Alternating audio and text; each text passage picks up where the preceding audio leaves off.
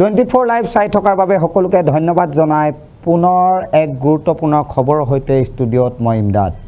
আধাৰ কাৰ্ডৰ সমস্যা বহুতৰে আছে।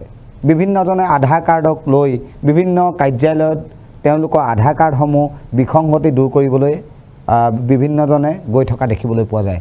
আৰু এই ক্ষেত্ৰত আজিৰ দিনটোত আধাৰ কাৰ্ডৰ সমস্যা থকা সকলৰ বাবে মুখ্যমন্ত্ৰীয়ে বিশেষ ঘোষণা কৰিছে এখন নিৰ্বাচনী সভাত। সবিশেষ জনাই গৈছোঁ। বিজনী নিৰ্বাচনী সভাত মুখ্যমন্ত্ৰীৰ বিশেষ ঘোষণা। বিজনী নিৰ্বাচনী সভাত মুখ্যমন্ত্ৰীৰ বিশেষ ঘোষণা। আধাৰ কাৰ্ড ব্লক থকা সকলক সকাহ দিয়াৰ চেষ্টা মুখ্যমন্ত্ৰীৰ। আধাৰ কাৰ্ড ব্লক বহুতৰে আছে আৰু আধাৰ কাৰ্ড ব্লক থকা সকলক সকাহ দিয়াৰ চেষ্টা কৰিছে মুখ্যমন্ত্ৰীয়ে। 6 মাহৰ ভিতৰত সকলো আধাৰ কাৰ্ড খুলি দিম। মুখ্যমন্ত্ৰীয়ে কৈছে 6 মাহৰ ভিতৰত সকলো আধাৰ কাৰ্ডৰ ব্লক খুলি দিয়া হ'ব। অসমত এতিয়াও বহু মানুহৰ আধাৰ কাৰ্ড নাই। আমি সকলোৱে জানো আমাৰ বহুতৰে আছে যদি বহুতৰে আধাৰ কাৰ্ড নাই। বহুতৰে আধাৰ কাৰ্ডত আছে বিসংগতি।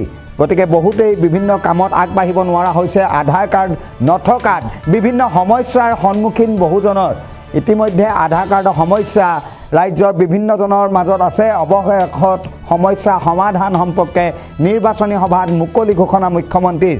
বিজনী এখন নিৰ্বাচনী সভা হৈ আছিল আৰু উক্ত নিৰ্বাচনী সভাতেই ৰাইজক উদ্দেশ্যি মুখ্যমন্ত্ৰী ডক্টৰ হিমন্ত বিশ্ব শৰ্মাই আধাৰ কাৰ্ড ব্লক থকা সকলক সকাহ দিয়াৰ উদ্দেশ্যে এক গুৰুত্বপূৰ্ণ মন্তব্য আগবঢ়ায়। এই মন্তব্যত কয় যেন 6 মাহৰ ভিতৰত আধাৰ কাৰ্ডৰ ব্লক খুলি দিয়া হ'ব।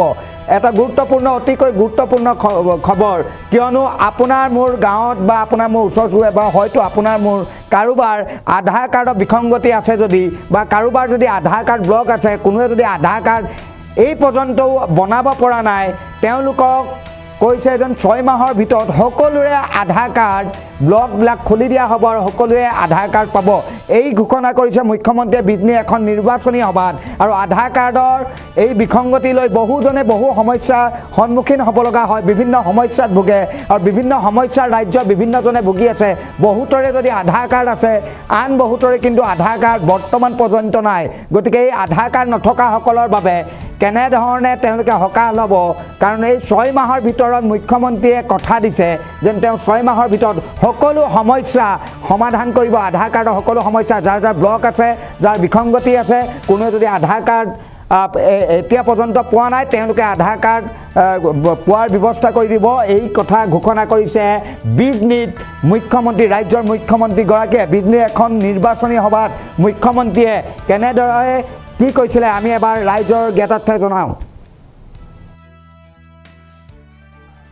আধাৰ কাৰ্ড কাৰ কাৰ ব্লক আছে একবাৰ চবে হাত দাঙক।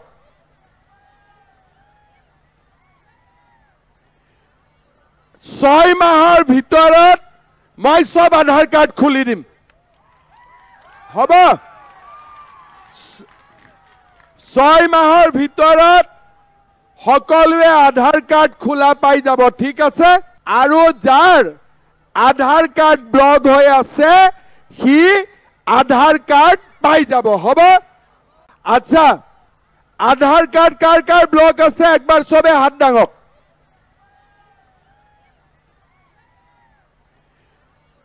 ছয় মাহৰ ভিতৰত মই সব আধাৰ কাৰ্ড খুলি দিম। হ'ব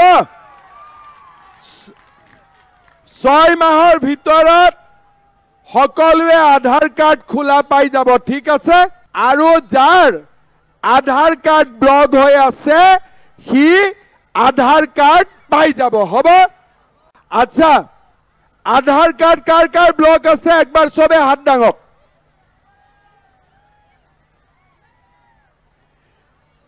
ছয় মাহৰ ভিতৰত মই সব আধাৰ কাৰ্ড খুলি দিম।